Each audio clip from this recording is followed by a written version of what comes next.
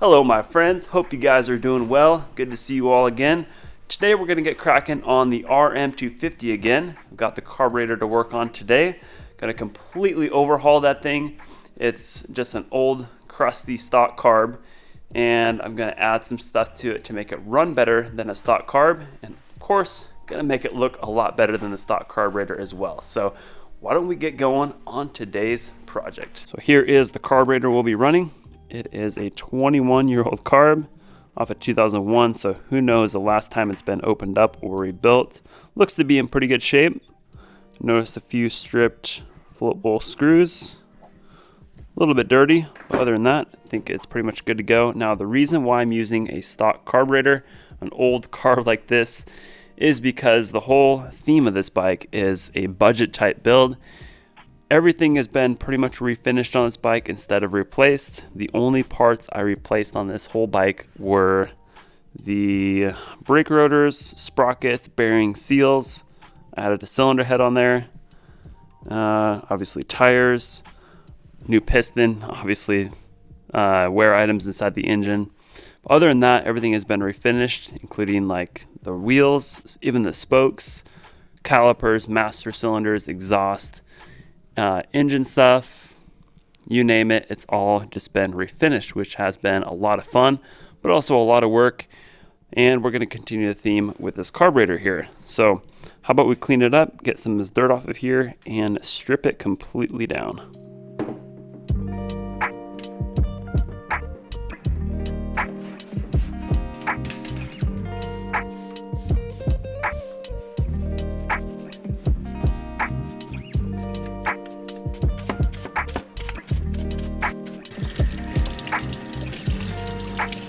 Check this thing out, it actually cleaned up really nicely. I'm surprised. So cleaner you get it, the less cleaning you'll have to do on the inside when you take it apart. And by the way, I used a simple green degreaser, the purple stuff from Home Depot, and that stuff always rips real good right through the grease. So let's take it apart.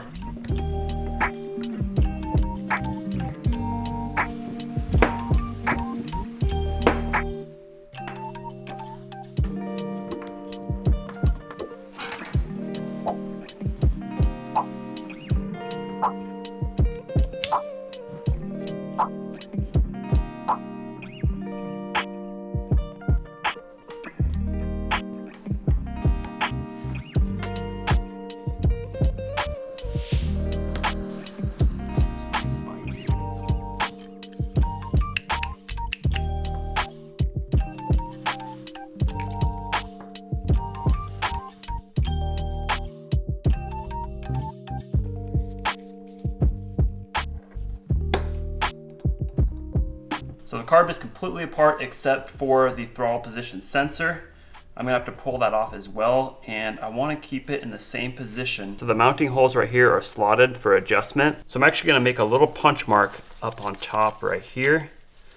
One little dot on the carb body and one little dot on the sensor there.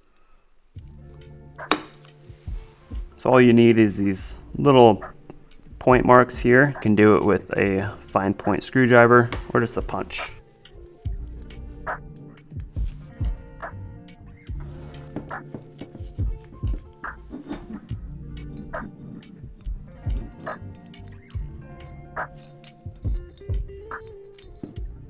I want to pull this apart just to make sure it's all in good shape and to re-grease it all. So looks like there's just a tiny little circlip inside of here. I don't even know if these pliers will get in there.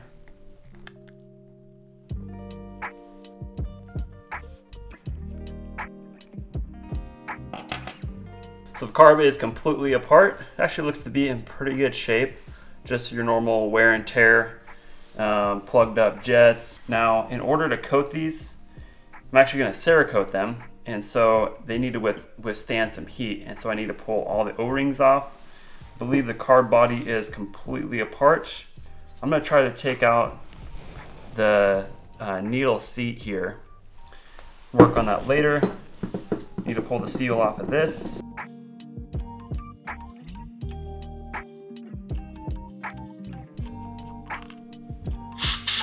And make sure you keep track of these O-rings and washers that go in your air screw. Yeah, they're hard to get out with a screwdriver, and as soon as I blew a little air in there, they just popped right out. There's one more jet I forgot about here. It's really easy to miss it. It is the power jet, just a tiny little guy. Need a small screwdriver to get in there.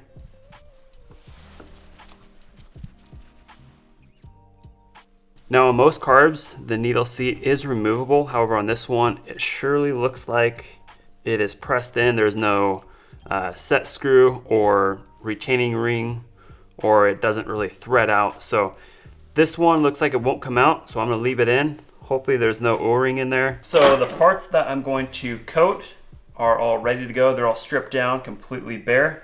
I'm gonna drop them in the blaster, provided they are clean. I might need to do a little cleanup on them.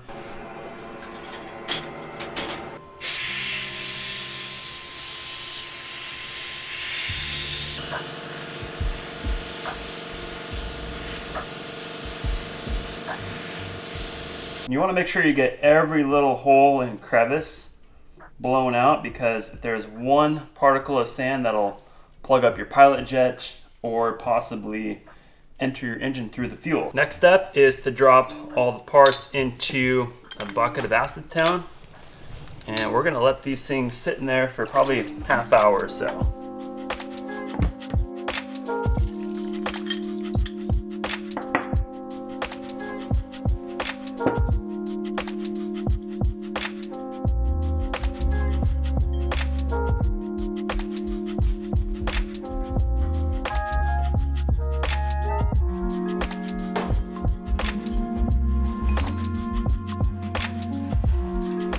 After an acetone bath and a little trip through the oven for a heat treat, a little bake off, we gotta do some masking on these parts.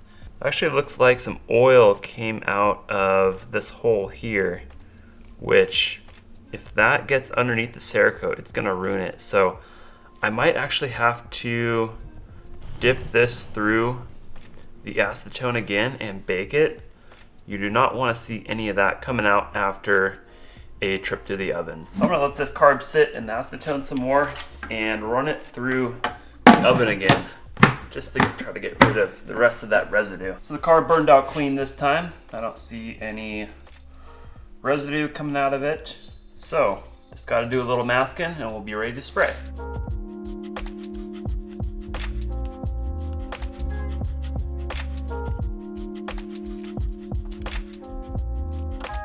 Got the carb body all masked and plugged up. We are ready to spray. So it's actually been over a year since I've sprayed Cerakote. Gonna need a little practice here, but I think we'll get her dialed in. What are you doing? Yeah, I think we're mixed up.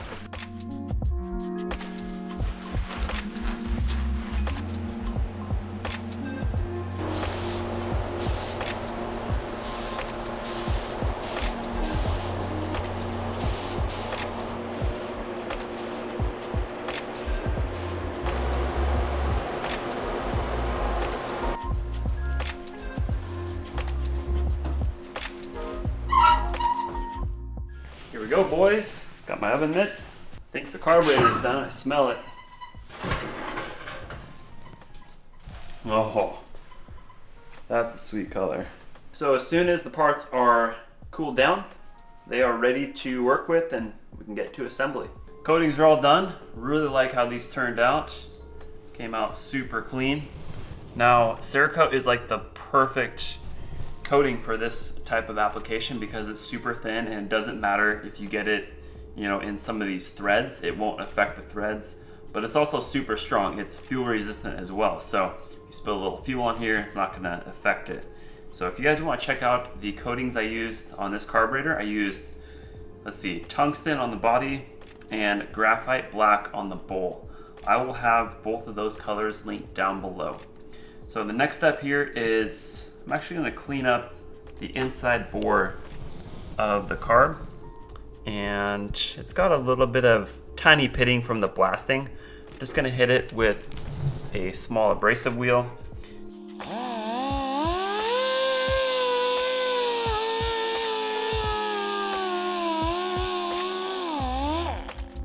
So I'll be rebuilding this carb with a Pro X rebuild kit. It comes with a bunch of O-rings, jets, screws, lay it all out, make sure we have everything we need. So it looks pretty complete. The only thing I don't see is the O-ring for this piece here. I don't know actually what this is called. It's like the mid-body of the carb. It's what the main jet screws into. Goes right here. But I don't see the O-ring for that, so that's kind of a bummer, but most people wouldn't take this out, I suppose, so that's probably why they didn't include it. But other than that, it looks all complete. So let's get started with this piece here. So these screws will need some blue Loctite.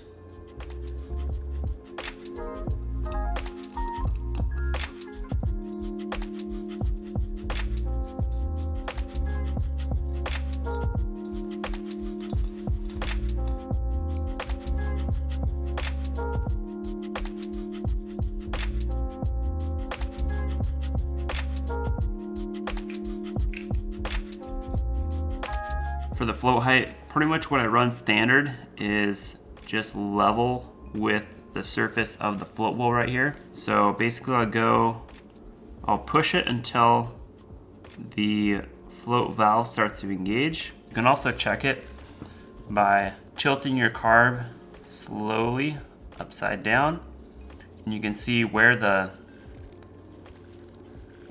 kind of how that pushes in. So you want to catch it right before it pushes in, right there. And then you just look at it from the side. And if that's level with the surface here, you're good to go. Now you can actually go ahead and measure it, with a caliper or a float height tool, and that'll get you an exact measurement. But this is kind of just the quick way of doing it. That's how I always do it. And if you need to adjust your float height, you just got to bend this tab right here, up or down. Can't forget about the power jet.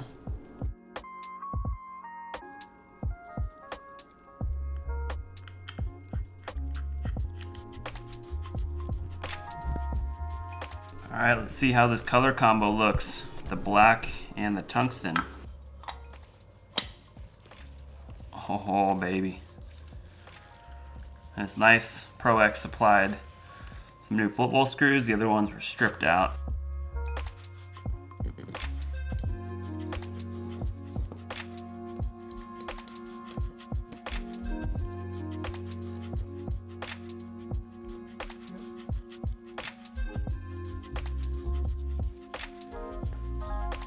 For the air screw, we have a spring and then a little washer and then a little O-ring.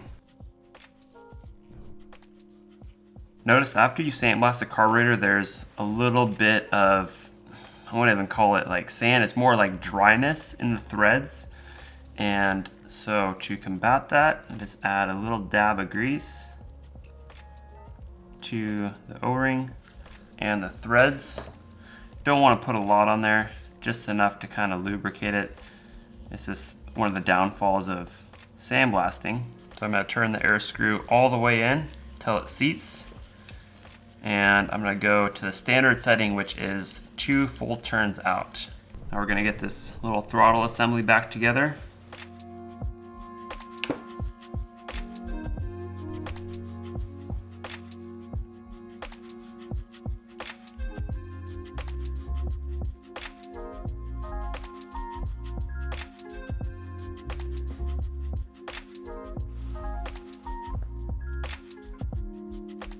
And this assembly just feeds into the carburetor. There we go. Make sure it works right. Looks like we're good to go. So I ordered a number 7 slide for this carburetor, but I was unaware that the 2001 already came with a number 7. You can see it stamped on the bottom side. A number 6 or number 7 or number 8, the main difference here is the cutaway. Wish I had another slide to compare, but basically the cutaway changes here and it makes it leaner or richer. Number 7 is typically what most people run for a slide, and so that's what we're using here. Now for needles, most people run a NECJ, which is the stock needle for a 04 to 08 RM250, or an N8RH, which is what I have here. That comes stock on a 2002. And you can see the difference in the taper here. This is the 01 needle, this is the 02 needle. Quite a big difference there in the taper. So we're actually gonna run the 02 needle, which is a little bit more suitable, and we're gonna put the clip in the position number 2. That is 2 notches down from the top. And it's pretty simple to install these. Pops in, and the retainer goes on top. And this little plastic cable retainer you want to make sure you have, or else the cable will actually fall off the slide, which happened to me a couple times on my 125. Never a good thing. Now if you have an O-ring that won't stick in place, put a little bit of grease in the groove. That'll help hold it.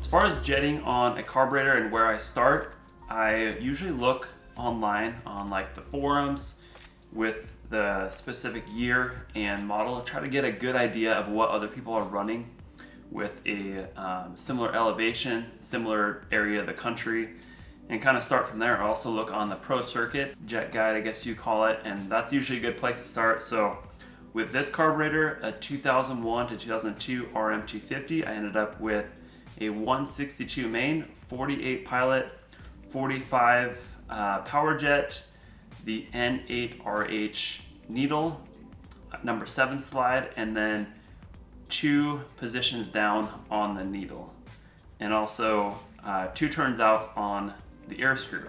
And that should be a pretty good place to start. And then obviously once we have the bike up and running, we're gonna fine tune it from there. So next up is the power jet solenoid. I'm gonna test this and make sure it's working properly. And all we gotta do is apply 12 volt power to the connector here. Just connect the solenoid to a battery. You can see this solenoid is working perfectly. While I'm working on the power jet, I thought I would take a little time to explain how these work. I actually never had a bike with a power jet, and so basically power jet solenoid screws in right here, and that goes down to the float bolt where it pulls fuel from.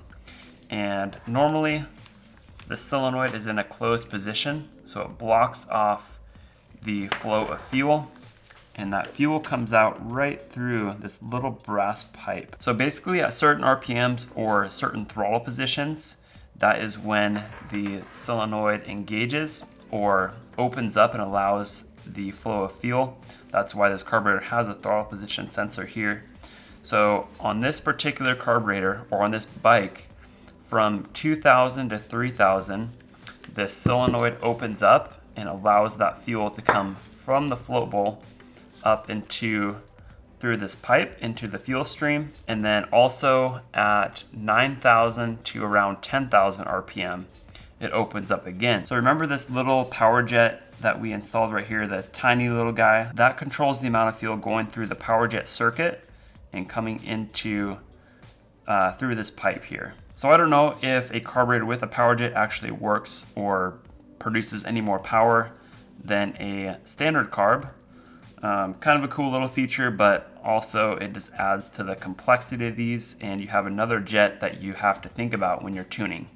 So I don't know, personally I would probably prefer just a standard carburetor, but I don't know, we'll fine tune this one and see how it works. Last thing we have is the throttle position sensor. Put a little grease inside of here. Now to test the throttle position sensor, we're gonna take our multimeter, turn it to ohms. There we have it. And we're gonna hook the wires up to the leads. We have a black, a blue, and a yellow. So with the throttle fully closed, we're gonna check the ohms from the black wire to the blue wire, and it should be between 4 and 6 ohms. We are at 4.49, so that is right within that range. That's perfect. And so that tells us the throttle position sensor is good. So to see if the sensor is in the right position, with the slide closed, we're gonna adjust it and see where we end up here. And we're going between the black and the yellow wire. Now obviously this is gonna be different on every bike. The number we're looking for here is 0.3 to 0.75. And so you can see we have the sensor pushed all the way to the right. We're at 0.78, so a little out of that range. And if we turn it all the way to the left, it just goes through the roof. 218, 217. And so we're gonna go somewhere in the middle, around 0.4, 0.5, somewhere around there. There we are. So that is right where we need to be with that sensor. And I'm gonna see how close these dots are that I made previously. Yeah, we're pretty much lined up there. So looks like from the factory or wherever this was set before, it was in a pretty good position. Now we're just gonna snug up the sensor bolts and we are all done with this carburetor. So the carburetor is completely done. Really, really happy with how that looks. I'm hoping it can run equally as good. So there's a few things I would do differently. A few mistakes I made that I want to share with you guys. So I noticed when you sandblast a carburetor, which I have done before, but it's been a while, inadvertently a lot of sand gets on the inside, of course, and inside all the threads and whatnot. And so what I would do is mask everything off, plug all your holes, put screws in the threads, so that way you're not getting sand in there, because that sand gets really nasty. It's tough to get it all out.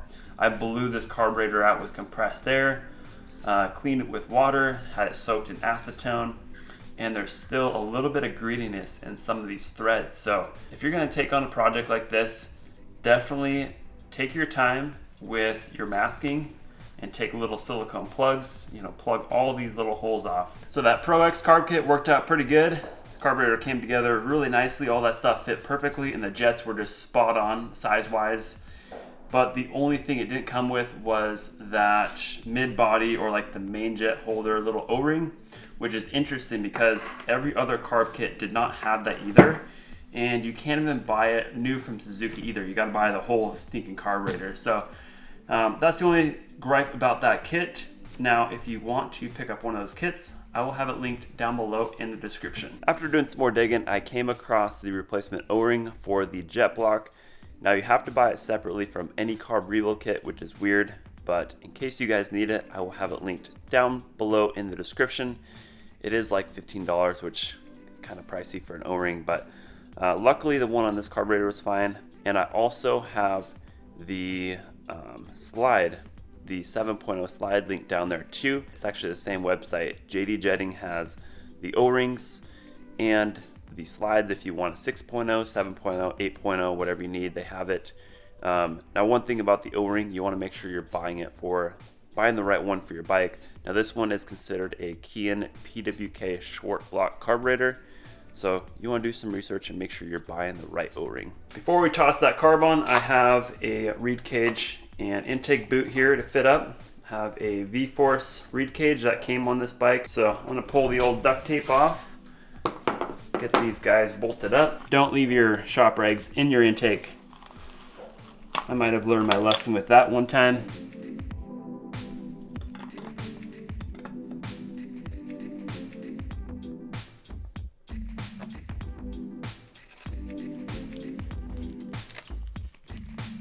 You guys ready to see how spicy this thing's gonna look on here?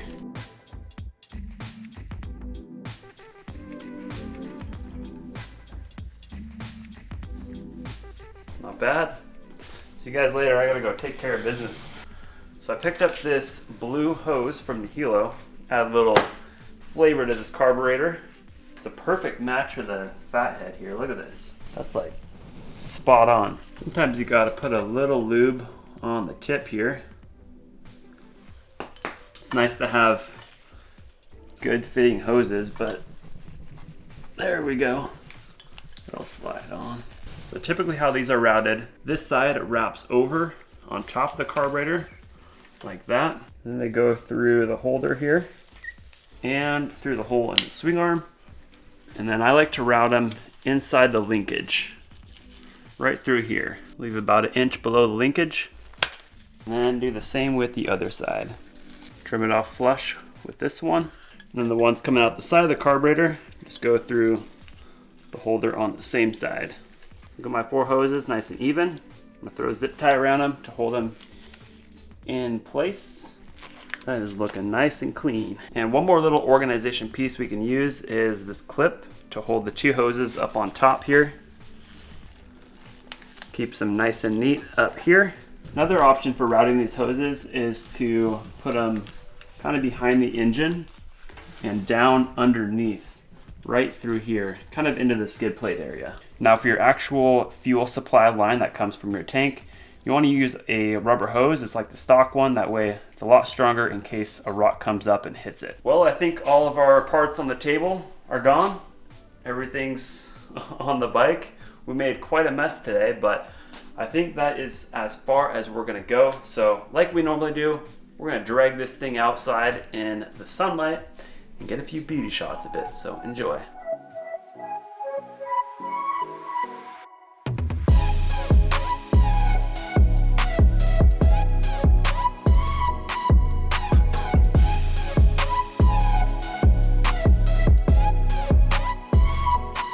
We're gonna call it a day out here in the shop. I had a blast with this one. Always enjoy the more technical parts of a build, like with the carburetor, just going through making sure everything is dialed in. It's probably why this video drug out so long, but hope you guys enjoyed this one. If you did, or you found it helpful with your builds, please give it a share. Tell your buddies about it that might find this helpful as well, and share it on your social, Facebook, Instagram, YouTube. That helps me out quite a bit in bringing this content to you free of charge. I could fill these videos full of ads and make a decent amount of money doing it, but I choose not to. I don't want to pollute the message that I'm bringing to you guys. I just want this to be pure helpful content that you can enjoy. So like I said, please give it a share, and thank you for watching, and thank you for supporting the channel, and I will see you in the next one. I think we're gonna be, what are we gonna be doing here? Finishing up the tail section, subframe, airbox, maybe some wiring, stuff on the handlebars with cables and levers. So I'll see you there.